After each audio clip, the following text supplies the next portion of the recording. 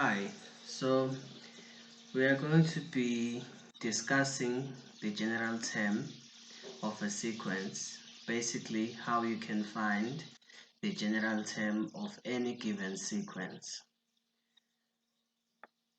So the sequences that you are going to be given in school will either be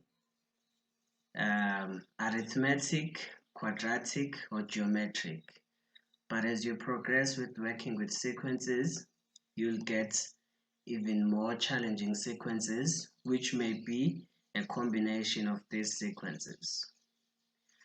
I always advise students to use this diagram and especially to keep it in their mind whenever you are thinking about sequences. So whenever you are given a sequence, the first thing that you need to think about is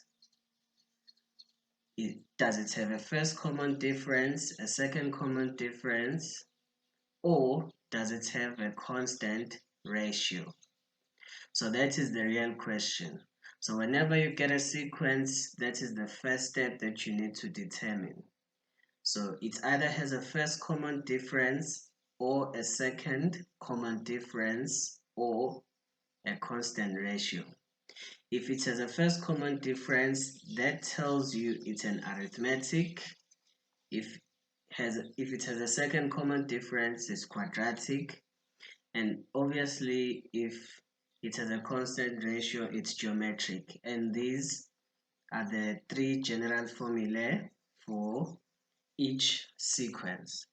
So whenever you start, before you answer any question, that is your starting point.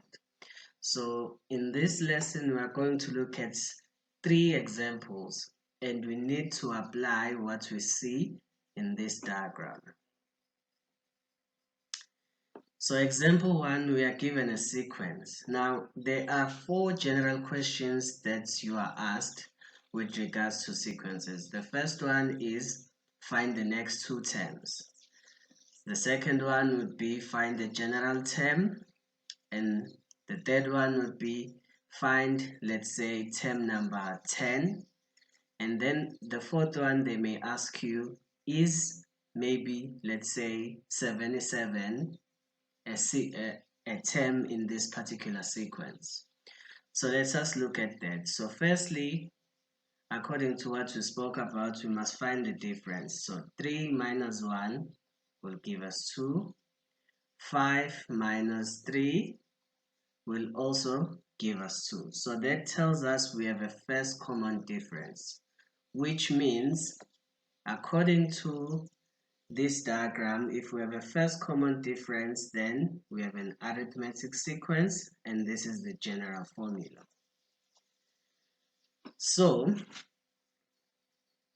Tn equals to A plus n minus 1 times t.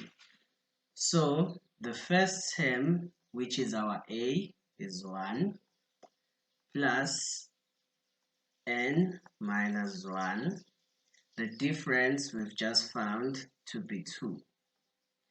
So this would be 1 plus 2n, because you are multiplying this 2 with this n and this 2 with this minus 1, which would be minus 2. So finally Tn will be 2n, 1 minus 2 will be minus 1.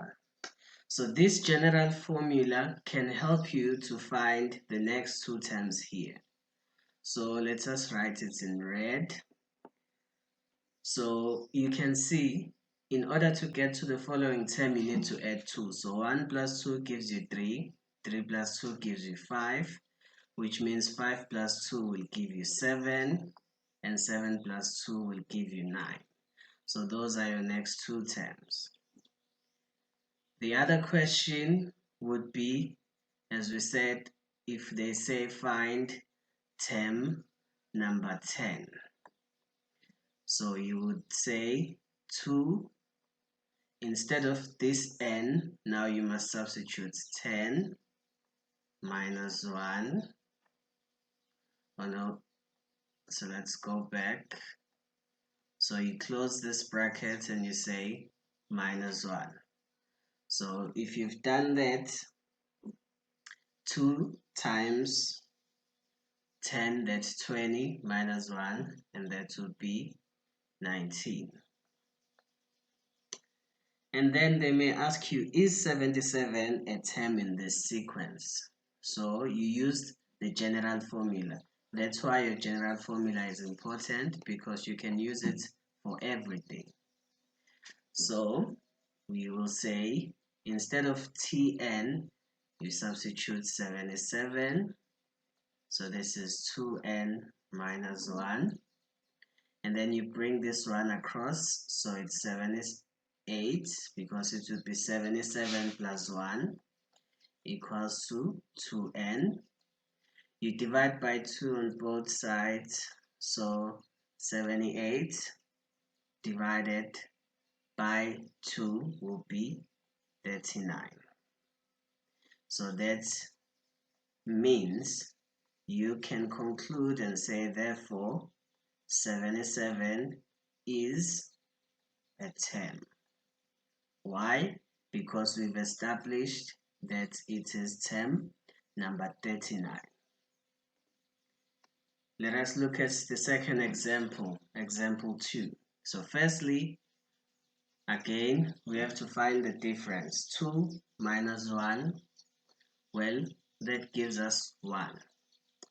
And then 4 minus 2, that gives us 2.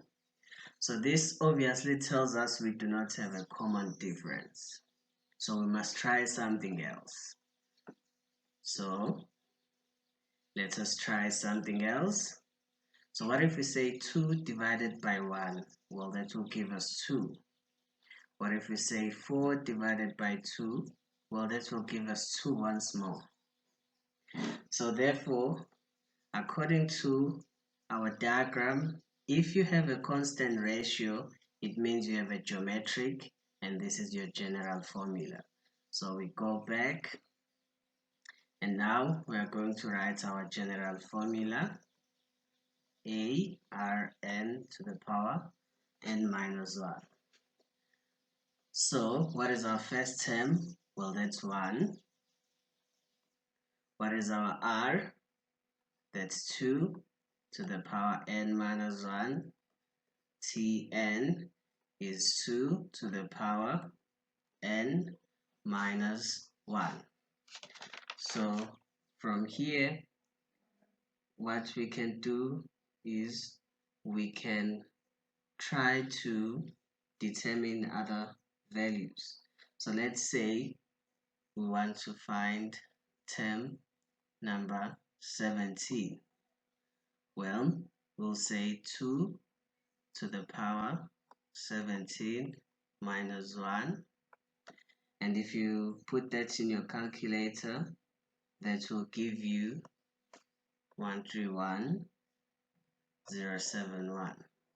So that will be the amount that you'll be getting. But then again, they can ask you, maybe, let's say, they can say, is 502 a term in this sequence?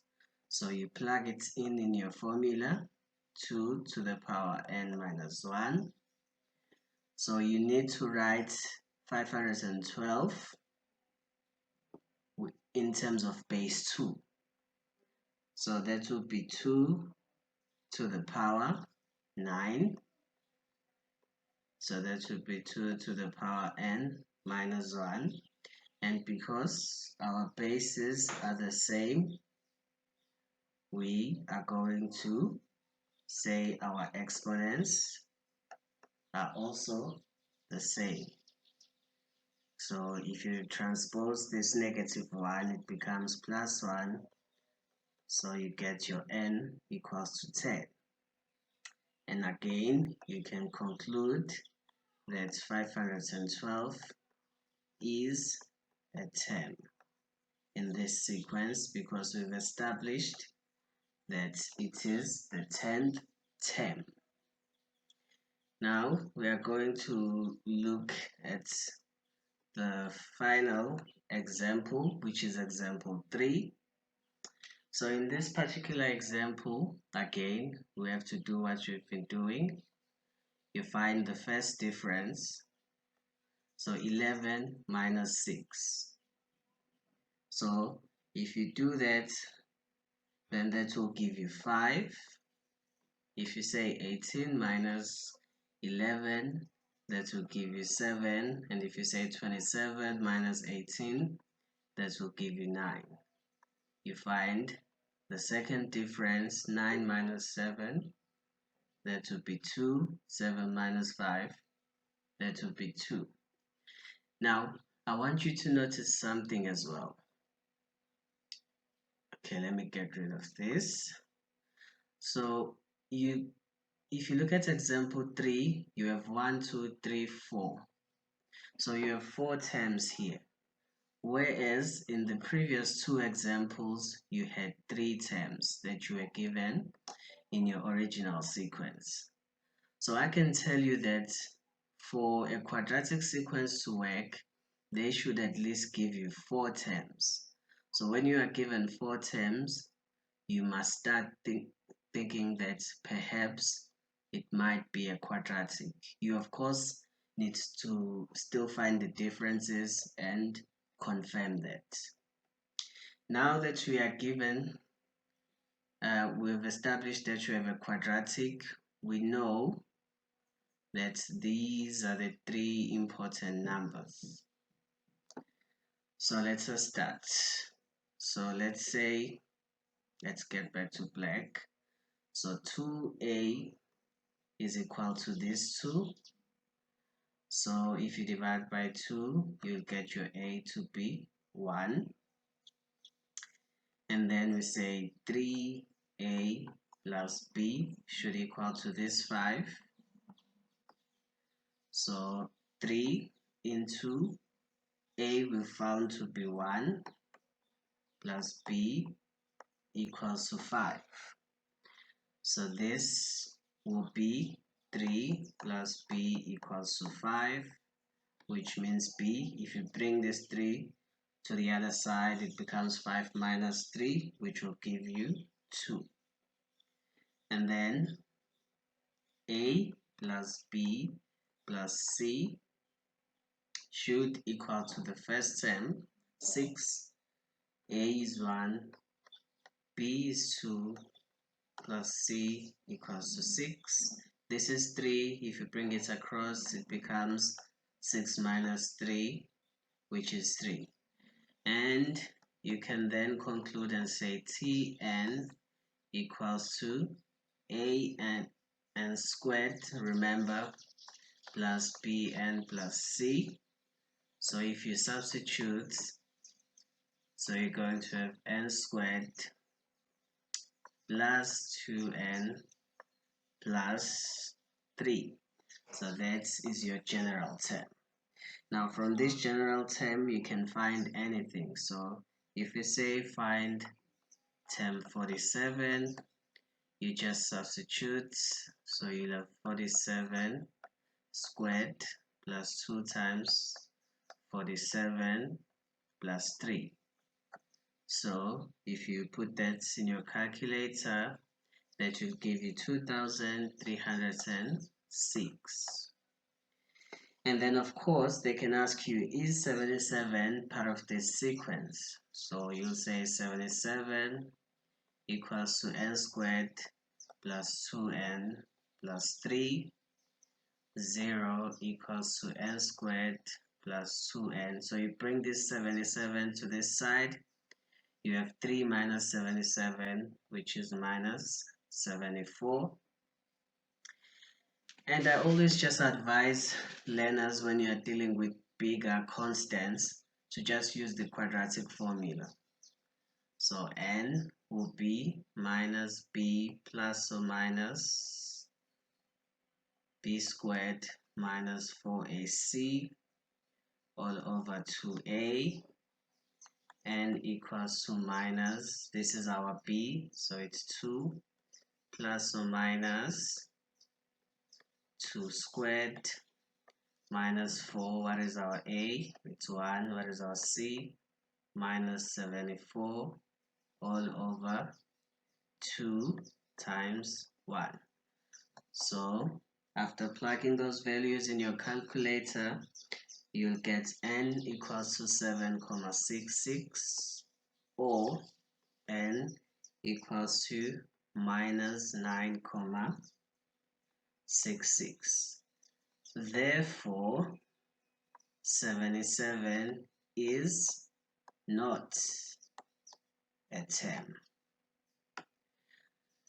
So you can already see that 77 is not a term because you got n that was decimal numbers. However, we need to find a way of justifying that. So what's the problem if you are getting 7,66 or minus 9,66? Well, when we learned that n is an element of n. That means n must always be a natural number. So natural numbers are 1, 2, 3, 4, 5, 6, 7, 8, 9, 10 to infinity. So there are no decimals in natural numbers, and that is why we can confidently conclude that that 77 is not a term in this particular sequence. That will be all.